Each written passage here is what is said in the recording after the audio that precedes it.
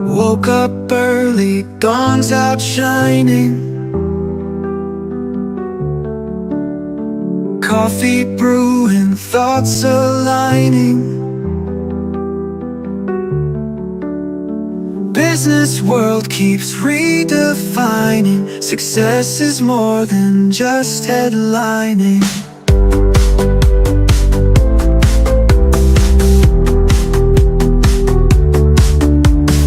Ray's got wisdom, Jim's got vision. Hi, folks. I'm Fred McMurray, and it's time for another episode of Pillars Principles with Ray Pillar and Jim Treleaven, talking about the principles that give you a successful business. Hi, Ray. Hi, Jim. How we doing? Good, Fred. I'm doing Thanks. great. How are you? Happy Thanksgiving to everybody. Happy Thanksgiving. Happy Thanksgiving. I will be actually, by the time anyone sees this, they'll have missed it, but Yes. there will be an episode, a Thanksgiving Day episode of K-Fred Prime Live, because as Ray knows, I've done a live episode on Thanksgiving for the last 6 years. I can't get away from doing it. Gets me out of the house while people are cooking and cranky. That's because you're a turkey. Yeah. A wise turkey is never in the near the kitchen on Thanksgiving Day. Yeah, that's true. That's true. Very true. All right. So our topic today is a real interesting topic of, I have a business. How do I select vendors or suppliers? Assuming, and this could be product vendors, this could be service vendors. So Ray, with the Molly Maid, how have you gone about selecting vendors?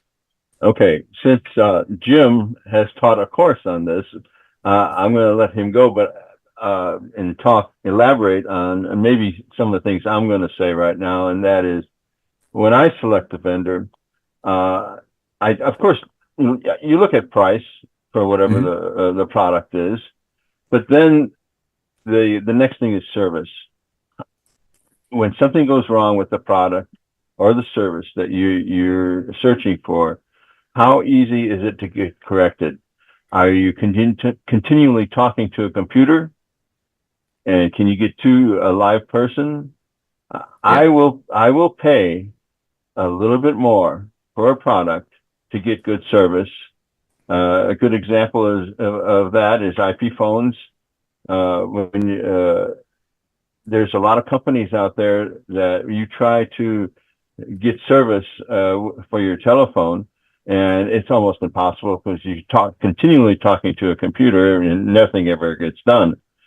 So I went with a service I really enjoy, and I can call anytime, talk to the same person, and get things done. All right. So follow-up question. What's the first, a new vendor walks in, a new potential vendor walks in. What's the first question you ask them? Hi, how are you? No, really? Because you want to start a conversation with this person and get to know them. Yeah, more than likely, they're there for that purpose anyway, because they want to start a relationship with you. And they're not just emailing you or trying to call you on the phone. If they're walking in your door and they say, hey, can I take 5 minutes of your time? More than likely, they're there to start a relationship. And see, I thought it was, you're not going to sell me Twitter, are you? Never mind.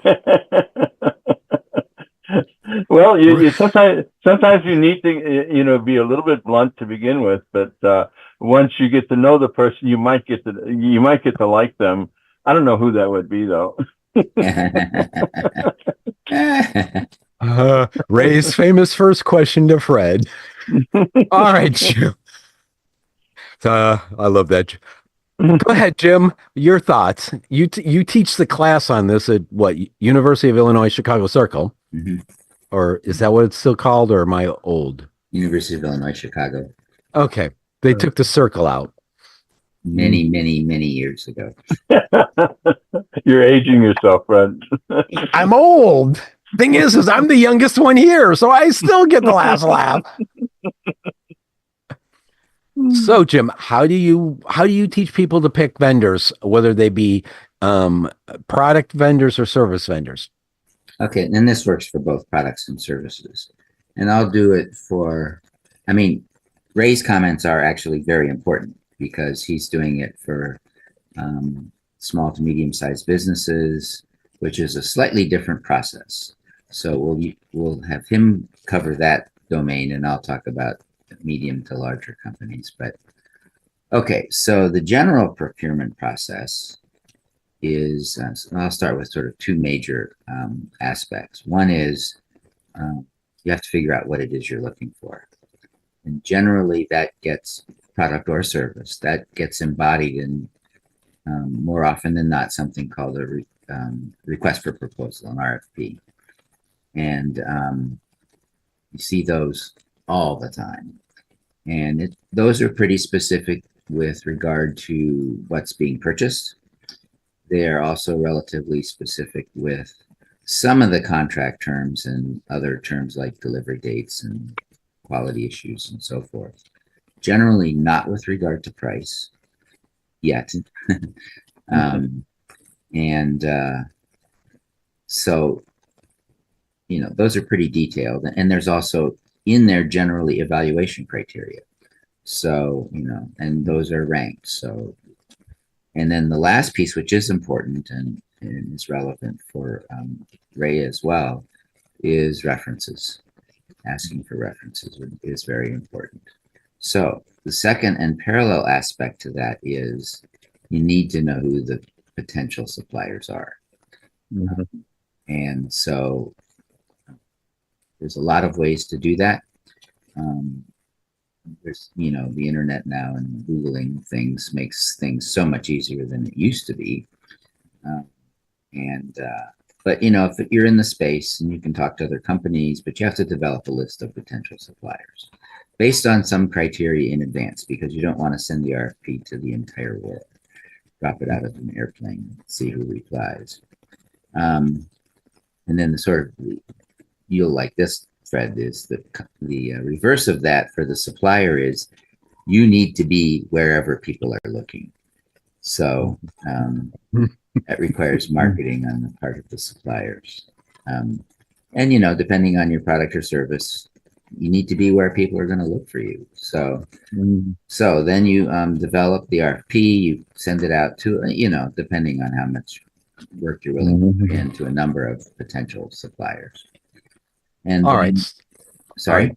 Before you go on, I want to dig a bit in on. So, if you're a vendor or if you're a vendor supplier, we'll call it that way, then you're looking at completing RFPs.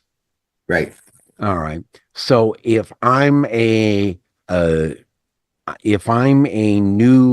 newer business, how complex? Because I've seen some of the RFPs that people put out, and they can take years for a newer business to actually complete. And yes, in my head, based on the second part of your equation of references, when you got none, filling out RFPs is usually kind of a dead end for a small business, a dead end. But where my question goes is, if I'm looking for vendors as a newer business, how detailed should my RFP be? That actually raises two very good questions. My recommendation always is not very detailed, no matter what. You know, that just, it's too much work. It makes evaluation much too time consuming and difficult. Because, you know, it's hard to compare apples to apples when you're comparing aircraft carriers to nuclear submarines or, you know, whatever. And then, so, you know, I always would vote for as relatively straightforward as possible.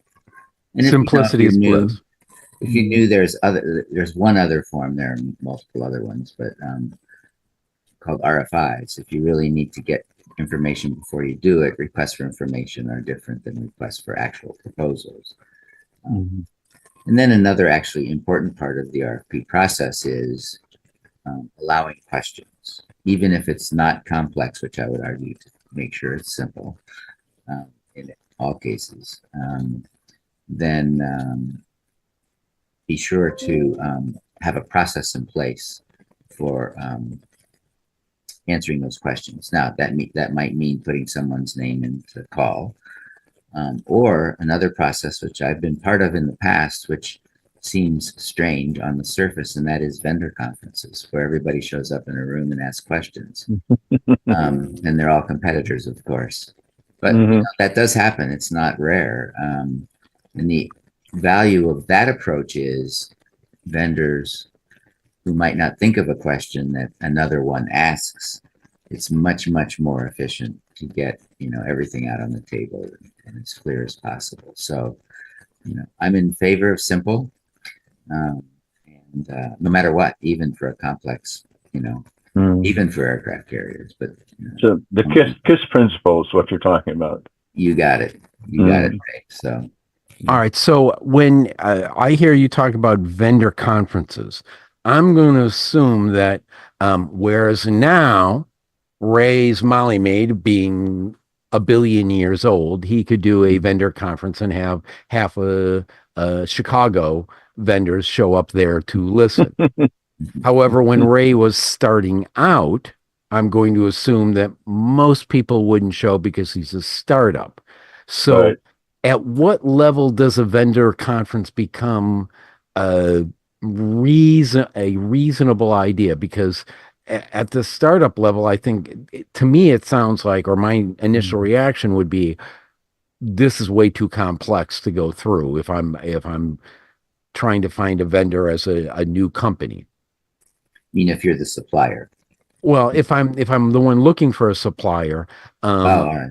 I to me, doing a vendor conference as a newer business just seems way too complex and unlikely to. Yeah, if I'm a newer company, I just can't see a whole lot of vendors flocking into my conference room to find out about it. Or Well, I think the latter is the more important, because if you're, you know, starting out or you're a relatively small company, you don't have a lot of time to take 1,000 phone calls from vendors. So you could argue that a vendor conference is a more efficient way to do it. And you may, as a buyer, you may not even be aware of all the issues if you're new, you know, if you're buying a new service or product and you're a smaller early stage business, you know, you may not know all of what, which is, you know, if that's the case, that you could do an RFI and then still have a vendor conference, because you may not know what questions to ask. So one of the things about doing something like that is that you will learn from those vendors what to ask the next vendor. You know, absolutely, without question. They're going to tell you they're insured and their product has quality and it's guaranteed, and you know, and so the next guy who walks in, you may not have that information. So, and you didn't know to ask before. Yeah, so. That's right. So it's a really fascinating process, actually. It is. On the surface, it sounds like purchasing is dull, right? So, but it actually, and it can be very strategic for a business, getting the right suppliers, the right number of suppliers, and then I'll go into the later process where we talk about price and things. But you know, it can be a very strategic process. One of the things that the government is cracking down on is, who are you paying? Yeah. In other words, do they are they paying their own taxes, or are you going to have to pay their taxes for them? Yeah. And what congressman are they related to? That helps. All right. So we can go to the next steps. Well, so one of the things, as always, I guess, is there a differential between a service supplier vendor and or what are the differences, the gotchas, or the things to be aware of that are different when choosing a what I'll say a product supplier rather than a service supplier? Yeah, they are the biggest difference, first of all, is on just the description of what you're looking for and the criteria.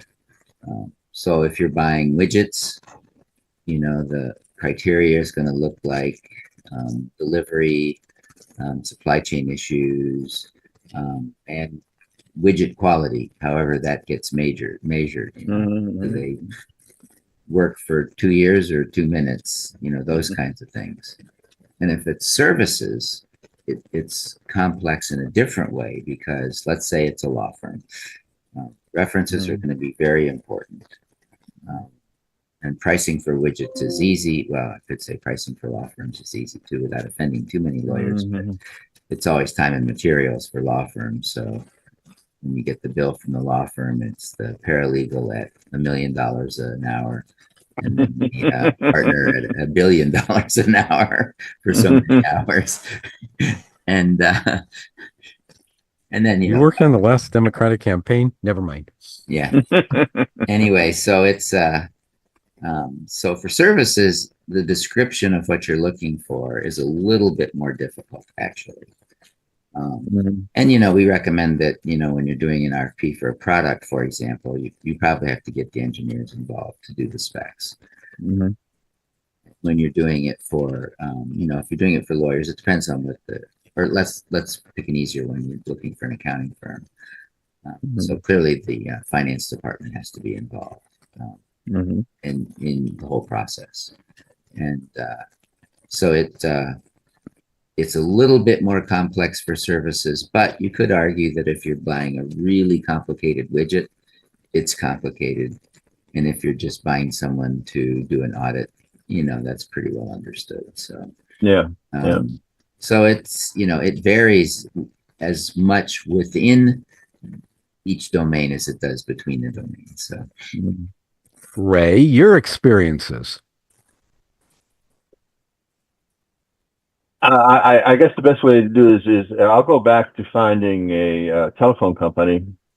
I found one, and I had been working with maybe about a year, and then people started calling me and asking me who should I use for my telephone company. And I made the recommendation of the person I had, and they decided to go with someone else for price. And then they ended up calling me a couple of months later and saying that they switched to the person I was using. So I think price is important, of course, especially if there's a great disparity in price. But especially if there's a small disparity in price, pay that little bit more, get the service that you deserve to correct things, because it's inevitable. Something will always go wrong, especially in something like telephone service. Or you may want, it's how easy is it to make changes, to add phones, to subtract phones, to change the phone number so it rings differently. There's so many things involved in that, and you need that service, and not talking to a computer for 5 minutes before you can talk to a live person. Yeah. So, all right. So, as you gentlemen talk, my brain goes to, and Jim, you mentioned supply chain issues. And I guess my question comes is, as we look in the news recently, there's talks of tariffs going on on foreign countries, products coming into the U.S. And how important is it to have multiple vendors for the same, we'll say, product? Because I'm not going to buy that somebody's actually got some non-politician business has a lawyer in China. Although you can often outsource, for example, software development to India. I get that. You can, and that is one of those things. So, especially if your products are coming or your services are coming from offshore, how Right. important is it to have redundant services Well, or suppliers? I mean, that's one thing you can do for sure is have redundant suppliers. And you need to think about that for sure. There's another reason with the whole other topic, but probably the most famous book on strategies written by Michael Porter from Harvard. And the most memorable part of that comes out is Porter's five forces. And it's a competitive structure. So, there's your competitors, there's potential new entrants, there's potential substitute products, and then there's customers. But he actually has an equal thing for suppliers. The influence that suppliers can have on your business. And if you become too dependent on a single supplier, they have too much influence. So you have to be very, very careful about the number of suppliers, not for that reason, but also because, as you mentioned, the supply chain challenge. So you can build in issues, for example, that they have to keep a certain amount of inventory onshore. So there's a number of terms you can put in the final agreement, which we'll get to pretty soon, that can address that issue. And actually, that points to something you should think about when you actually bring together the RFP, which is, what are the risks? You absolutely have to consider the risks. And supply chain is a perfect example of that. But in the final contract, you have to be very explicit as to how you're going to deal with those risks in terms of remedies and penalties and whatever that might be. So it's a very fascinating and complex process that people don't think about usually. No. Okay. No. All right. So, Ray, you want to chime in on this? Because very interesting things happening with the K-Fred radio station, but I'll go there next. But you want to chime in on what Jim said? Well, I think the thought that came to my mind is you don't want to be locked into any particular supplier. Right. You should have others available to you if needed. And a good example of that, we used a chemical supplier for many years, and all of a sudden they said, "Hey, we're going to drop this chemical." And okay, but we've been using it for many years, and in my business, if you drop a chemical, it's basically a retraining process for all your employees to use a different chemical. So we were able to find the same chemical sold by another supplier. Okay, so you need to be flexible in that respect. In other words, you can't just say, "Okay, well, we're screwed." Just be able to, be flexible. And I think we ended up going with that other supplier for the rest of our chemicals. So the first company kind of lost out in that respect. That's a good point. Yeah. Okay, so this is highly interesting topic because recently the dial-in platform that we've been using on K-Fred for podcast hosting as well as live calls has notified us that as of the end of January, they're kaput.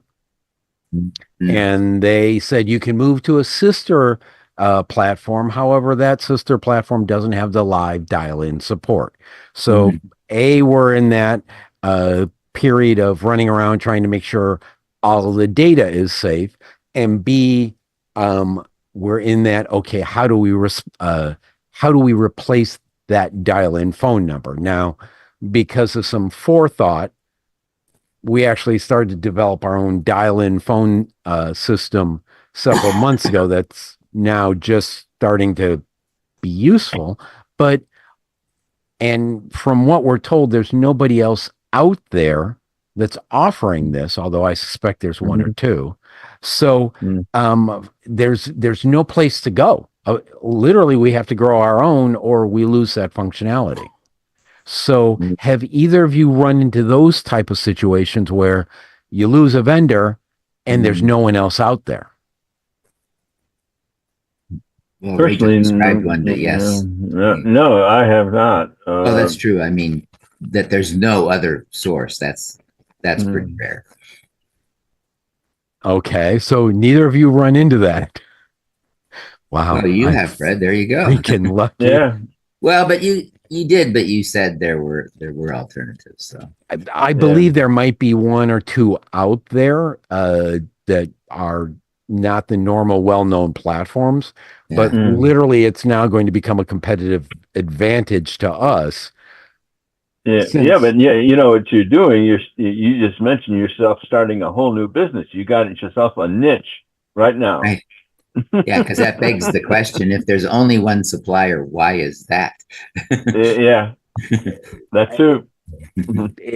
So when I look at it, just as an answer to that, when I look at it, any radio station has a dial-in phone number. In fact, these days, Sure. if you're a guest on a radio show, as I was on a station in Mokina, Illinois, a couple of weeks ago, literally, I was on the phone with them.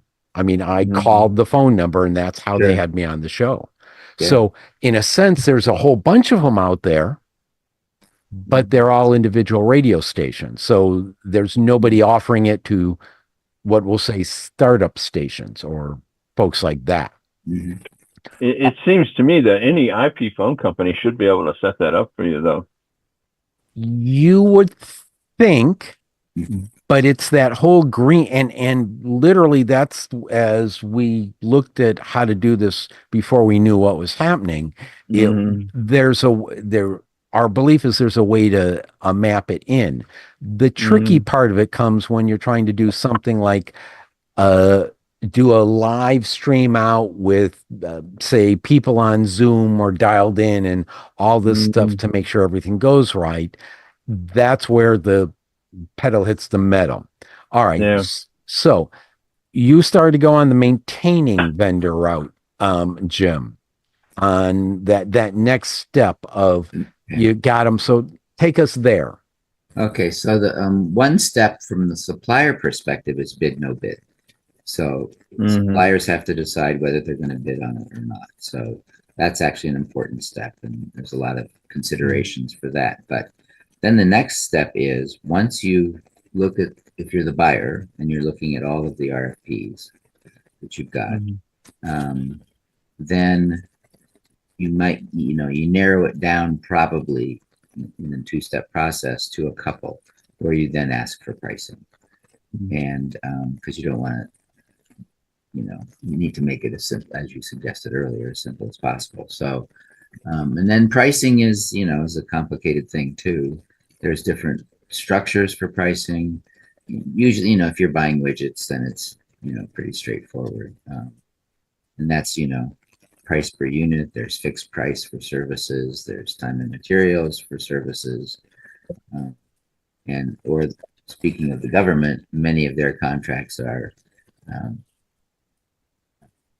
we give you money and you don't give us anything. well, or we give you money and you get a 10% profit on whatever your cost is. So there's actually incentive to make the cost as high as possible, which is very counterproductive. But when you get to the end, then you have to pick a supplier. And an important point Ray made earlier was it's not always the lowest price. That's right. There's a number of considerations. Price is obviously very, very important, but there are other considerations, and that's generally a function of what service or product you're doing. But you have to take all of that into account. Then the last step is, it's not the last step, but the last step in the procurement process is you got to do the contract. And the contract needs to, most purchasing agreements are, 80 to 90% sort of standard stuff, like governed by the laws of the state of whatever. But Confusion. yeah, and any warrant that you can sign it and all that stuff. But confusion is a good state to do. But actually, we have several states that qualify for that, but that's we're sitting in one at the moment, and you're sitting in one. So,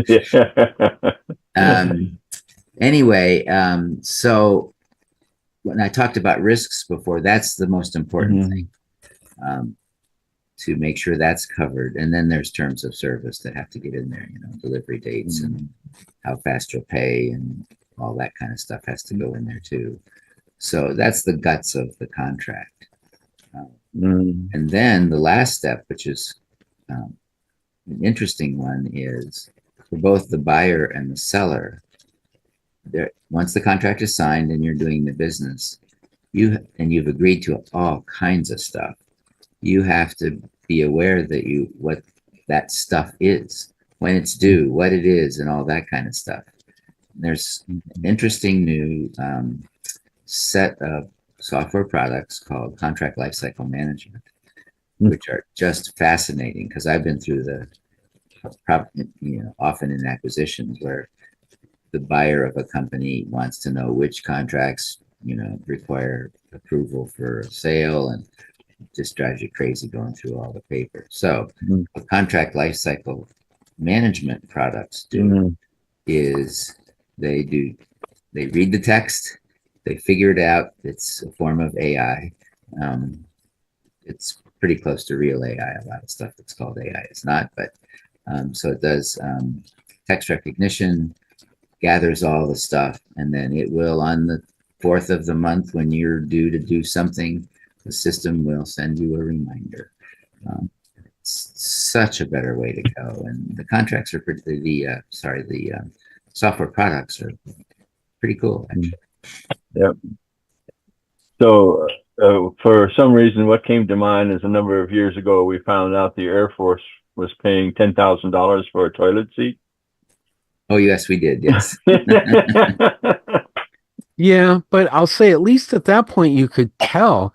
I heard something recently that the military can't account for $862 billion. I know. Yes, they failed their audit for the past 7 years. Exactly. That amount of money went actually for one toilet seat. So that I believe. All right. So on one of the next episodes, I want to come back to this topic in a slightly different way because you guys both kind of hit on it earlier, but that's best ways or things you have to do in order to become a vendor or supplier to somebody. And that's a topic for a future one, because if I'm a small, newer business, from what I can tell, I'm unlikely to have huge procurement things, but I am definitely interested in how to become vendors for others. Some of us are known to interact with people across oceans to get into other people. And that's what every business is about, actually, when you get down to it. So it is. It is. So I want to come back to that as a later topic. Ray, any final wisdom for this episode of Pillars Principles? And I think we covered quite a bit on this episode. As I just mentioned, just be careful what you purchase. Yeah. Yes, absolutely. Jim, your final words? Playing off Ray's comment, when companies talk about functional areas, engineering and R&D is important, and customer service is important, and sales and marketing is important. And I would have put that first, Fred, but anyway, and if purchasing makes it on the list at all, it's at the bottom. But as I said, it can be, it's one of Porter's 5 forces. It can be very, very important. Excellent. So I'm Fred McMurray. This has been another episode of Pillars Principles with Ray Pillar and Jim Treleaven. We hope you've had a happy Thanksgiving, because you won't hear this until after Thanksgiving, and it's before Thanksgiving. So hope you had a wonderful Thanksgiving from Pillars Principles, and we'll see you next week on how to be successful in business with tips from Ray Pillar and Jim Treleaven.